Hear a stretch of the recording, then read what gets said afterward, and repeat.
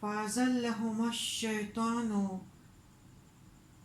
عَنْهَا فَأَخْرَجَهُمَا مِمَّا كَانَ فِيهِ، پھر شیطان نے انہیں اس کے ذریعے پھسلایا، پھر انہیں نکال دیا اور اس جگہ سے جہاں وہ تھے۔ فَأَزَلَّهُمَا، پھر انہیں پھسلا دیا۔ زلہ سے بنا ہے جس کے معنی جگہ سے ہٹا دینا، پھسلا دینا۔ اس لفظ کے مفہوم بھی جان بوجھ کر نافرمانی، سرکشی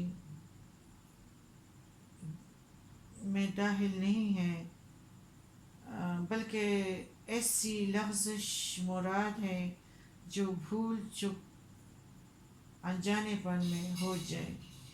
الشیطان، اور شیطان سے مراد وہ مخلوق جو اللہ کی رحمت سے دور ہو۔ یہ ابلیس کا دوسرا نام ہے۔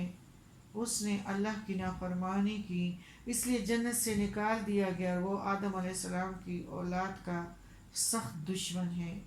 وہ انسان کو بدکاری اور اللہ کی نافرمانی پر مجبور نہیں کر سکتا، بلکہ مختلف طریقوں سے اسے برے کاموں کی ترغیب دیتا ہے۔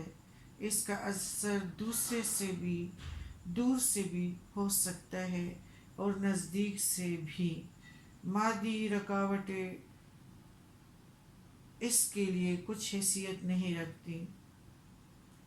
آنہا، اس کے سبب اس اشارہ درخت کی طرف ہو سکتا ہے، یعنی اس درخت کے ذریعے پھسلا دیا، اور اس کا اشارہ جنت کی طرف بھی ہے۔ اس صورت میں مطلب یہ ہوگا کہ آدم علیہ السلام کو اس جنت سے نکلوا دیا۔ اللہ نے حضرت آدم علیہ السلام اور ان کی بیوی کو جنت میں بسایا، حکم دیا کہ فلاں درخت کا پھل نہ کرنا، بلکہ اس کے قریب تک نہ جانا۔ شیطان نے حضرت آدم علیہ السلام کو سجدہ نہیں کیا تھا، اس وجہ سے شیطان کو رد کر دیا گیا تھا۔ وہ خصلت کے طور پر ان کا دشمن تھا۔ اس نے دل میں ٹھان لیا کہ کسی نہ کسی طرح انہیں یہاں سے نکلوا دیں۔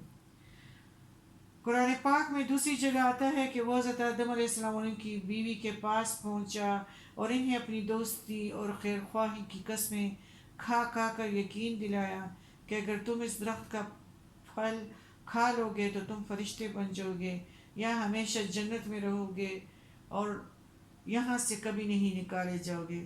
حضرت آدم علیہ السلام اور اس کی بیوی اس فریب میں آ گئے۔ انہیں کچھ بھی معلوم نہیں تھا کہ کوئی خدا کی جھوٹی قسمیں بھی کھا سکتے۔ انہوں نے اس درخت کا پھل کھا لیا، کھاتے ہی جنت کا لباس ان کے بدن سے اتر گیا اور وہ دونوں شرم کے مارے اپنے بدن پر درختوں کے پتے چپکانے لگے۔ اللہ نے انہیں حکم دیا کہ تم یہاں سے نکل جاؤ۔ شیطان جنت جیسی نعمت سے نکلوانے کا سبب بنا۔ ہم پر لازم ہے کہ اس کے فریب سے بچیں اور اس کو دشمن ہی سمجھیں۔